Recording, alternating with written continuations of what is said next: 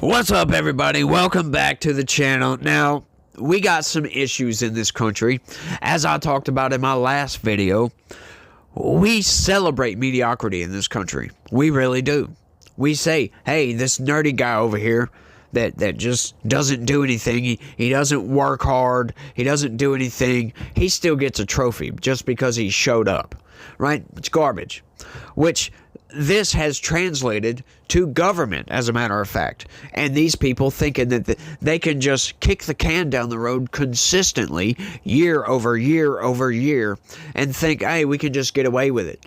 We have the ability to just print money. So we can spend in a deficit. That's fine. Why, right? The American people can't do that, but we can because we're government, and we say so. We're the biggest economy in the world. We can just make it up later. And after decades of doing this, that has put us $36 trillion in debt, and with a pretty much $2 trillion deficit spending problem in this country. It's insane, y'all. Check this out. From the CBO, America's budget deficit will break post-World War II records. That is right. These people are insane. They have no ability whatsoever to tell the federal government, no, Congress that is, has no ability. They just refuse to tell the federal government, no, you can't spend this much money in a deficit. They can't say, look, we've got to cut Social Security somewhere. We've got to cut Medicare benefits. We've got to cut Medicaid benefits. We've got to cut something somewhere because we're not making enough money to cover our butts over here. We're spending money in a deficit, money we don't have. We're having to print money, which devalues the dollar, which makes your life much harder. It causes inflation outright. Just that steady inflationary growth of the dollar. That comes from government printing money. You add more supply. If you just flood the market with supply, prices are going to go down, right? Your purchasing power is going down and down and down and down and down. Just think about it, right? Back when I was a kid, right, in my teens, put it that way, when I was 18 years old, you could go to a convenience store and buy one of those 20-ounce bottles of Dr. Pepper for 89 cents. 89 freaking cents. Like, I remember my adopted dad telling me that when he was a kid, he could go to a store and buy a glass bottle, which I wish we still had those, like ubiquity, like, you know, a bunch of them everywhere, ubiquitously, I guess. He could go and get one of those for 5 cents. Imagine buying anything these days for 5 freaking cents. Now, that 20-ounce Dr. Pepper is like almost $3 at the store. I haven't bought one in a long time, but I do go into stores occasionally, and I do see the prices of these things. It's nuts. It's just outright nuts. And this is caused from inflation, from government printing money, devaluing our dollar. It's insane what they do. And they have no restraint whatsoever. Let's get into this thing before I rant on forever, y'all. The Congressional Budget Office projects the federal government's budget will have a deficit of $1.9 trillion in fiscal year 2025, which runs from October 1st to September 30th, 2025. October 1st, 2024 to September 30th, 2025. Sorry. Furthermore, it predicts that the deficit will continue to increase. CBO says that by fiscal year 2035, the federal government's budget deficit will be $2.7 trillion.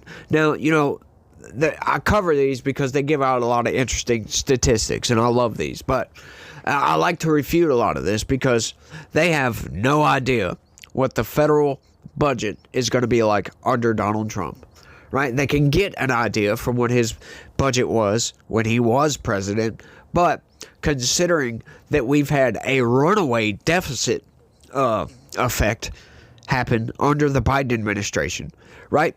He doubled the deficit, by the way. Don't let him lie to you and say, oh, well, we took $1 trillion off the deficit. Yeah, that's off of estimates, maybe. That's off of some made-up number he pulled out of the ether.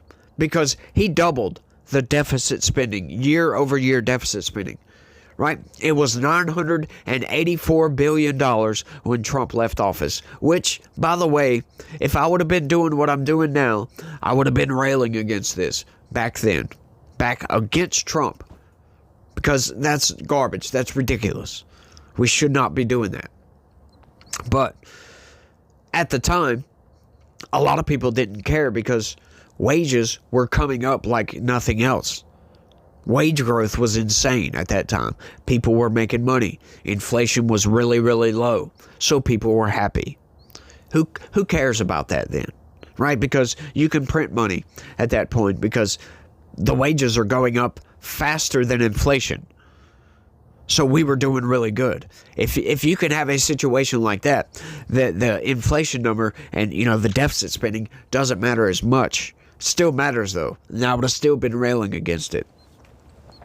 But $984 billion, which sucks, by the way. So Joe Biden comes in, right? And you might be thinking, oh, well, COVID, blah, blah, blah, COVID. Yeah, that's Trump's COVID deficit, right? That's his last fiscal year, which included COVID spending, a lot of it. Biden comes in, and immediately the deficit spending goes up to $1.5 trillion, right? That's already a 50% increase right there. And then it went up to 1.7. And it would have been $2.2 trillion this past year. $2.2 trillion would have been if not for the Supreme Court knocking down Joe Biden's insane student debt relief plan. That is right. The Supreme Court saved us $0.3 or, $300 billion essentially is what Biden would have paid out on that. So Biden has just wrecked government spending. So Donald Trump, hopefully he comes in and tells these departments, look, you got to cut back. You're going to have to make some cuts. You're going to have to make some drastic cuts. We got the Department of Government Efficiency coming in. Hopefully they're going to also make some suggestions to make some cuts around here. Which, by the way, the Department of Government Efficiency is an advisory board, right? You got a lot of these liberal pundits out there, a lot of these leftists, these insane leftists. They're saying, oh, look, we got President Elon Musk. Well, I wonder why they're saying this, by the way. Like, Elon Musk does not have any power as the head of Doge. Doesn't. He's an advisor. That's it. Now, he could wield some power. Could. That's a possibility. It's not a guarantee.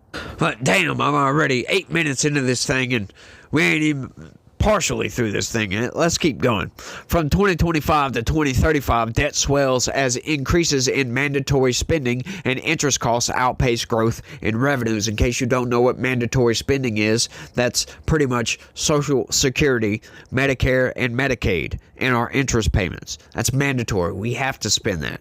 And that right now is currently on track to outpace revenue. As a matter of fact, it's pretty much most of the revenue. So all of the federal government departments, their spending, their budgets are deficit spending outright.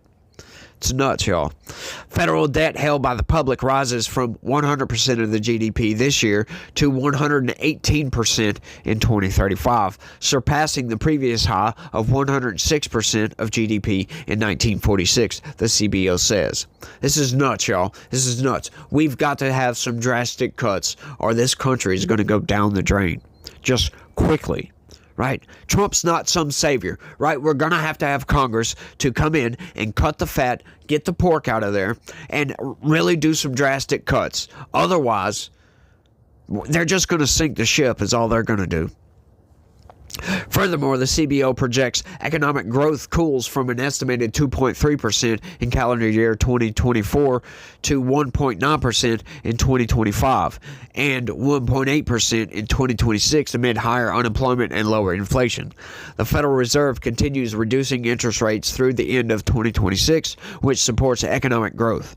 Real GDP then grows by 1.8% per year on average through 2035, roughly 4/5 of the growth over that period is due to increases in the productivity of the labor force. The rest is due to increases in the size of the labor force, the report adds. The CBO says that the inflation rate will fall from an estimated 2.5% in 2024 to 2% in 2027. America currently has over $36 trillion in debt. That's insane. Earlier this week, the CBO projected that the American population will grow slowly over the next generations. Over the next 10 years, this projection says that America will see a 0.4% population growth. However, from 2036 to 2055, the population growth is predicted to be 0.1%. Without immigration, the population would shrink beginning in 2033, in part because fertility rates are projected to remain too low for a generation to replace itself, the report says. Right? And this, I wish every single Democrat, every single abortion advocate out there would read this report, right? They would stop advocating for abortion, right? This push for abortion is insane. It's completely destructive. Just outright 100% totally destructive. Nothing good comes from abortion. Just outright. I know some people's feelings on abortion, but I'm not talking about banning abortion or anything like that because, there's some questions there with constitutionality and everything. I get that, right? I get that. We need to change the culture. We need to make people believe that you're murdering a baby when you have an abortion. Right? I understand. Look, before you get all hot-headed and go into the comments, I understand there are situations where, abortion is okay, right? It's not really okay, but it's better to save the mother's life. In other words, I'm not talking about her life being in jeopardy, but you got certain instances, if you know what I mean, like the big three exceptions, if you will. Like those, I'm fine with that. I'm fine. Those need to be in place because what right does the government have to tell you that if something is forced upon you, that you now have to carry that to term and take care of it for the rest, having a reminder of a tragedy, right? No, we can't do that. Anytime any of those exceptions. Yeah, we can't do that. Yeah. So we need those, right? So we got to have some form of abortion, but we need to change the culture. We need to make people just not want to just have an abortion out of convenience. That's insane. That's totally infanticide right there. Just in my opinion, that's what it is. But we can't legislate this, right? It just doesn't work. People get pissed off because the government's telling them what to do. We need to change the culture around this. That's what's got to happen. We are in a replacement crisis, just as that said. 0.1% population growth is insane. This is probably, right? I don't know this. I'm not in Joe Biden's head, but this is probably the reason that Joe Biden allowed so many criminal aliens to come into this country. Because the economy was doing so bad, he wanted to flood the market, right? Flood the country so the population could grow, because I guess in his brain, he thinks if you flood the country with criminal aliens, then the economy's going to grow, right? Well, they're just going to create more jobs and blah, blah, blah, blah, blah. Well, no, that's not how that works, right? You got to give American citizens jobs. You got to make these people American citizens, because now you're just flooding the market with cheap labor and wages go down because of it. And you take jobs away from American citizens because of it. You're only you're destroying the country outright. But this promotion of abortion is insane, in my opinion, and it needs to come to a stop. I don't know why Democrats got this idea in their head that, hey, we need to start telling people they need to have an abortion. You've got people out there actually advocating for this. Like, yes, I'm going to go have my abortion. Like, why? So the government can't tell me what to do. It's like, come on. You're taking a life that you created. You're taking that life away. I don't think you have the right to do that. Right? Because there's been several chances to stop it before it gets to the point to where you know you're pregnant, right? You know, doing the deed that could happen. And if you choose to do that unprotected, then you know you're taking that risk. So if you know you're taking that risk, you have to deal with those consequences, right? But you can't look at it like that.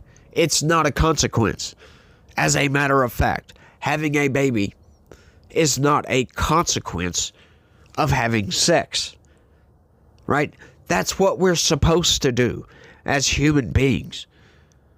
That's what we're built for crying out loud, to make more of ourselves.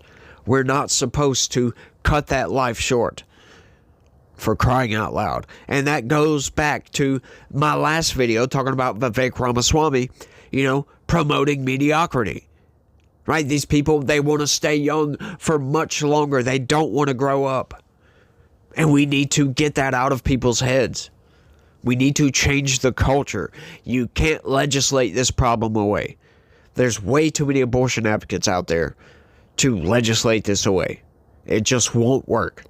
These people get out there and they advocate for abortion, and they change people's minds, saying, you don't want the government to tell you what to do with your body, do you? That's insane. That's not how it works. Right? That's not what we should be preaching to our young folks, by the way. Having a baby is a good thing. It changes your life for the better. It makes you a more responsible adult. And it gives you purpose in life, which so many young people need.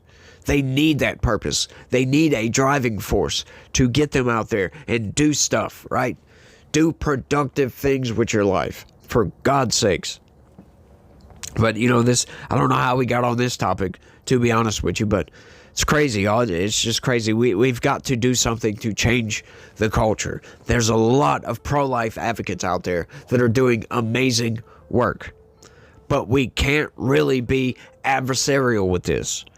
We've got to bring these people over and say, hey, look, we need to stop fighting on this. All right? We need to stop trying to legislate this thing. We need to just change the culture. And I know that's not an easy task, but we can all do it. But we've all got to come together on this issue, because if this keeps happening, our country is doomed, y'all. But I think I've rambled on for long enough on this one. I want y'all to let me know what y'all think about all this down in the comment section, because, this type of stuff, I love these videos.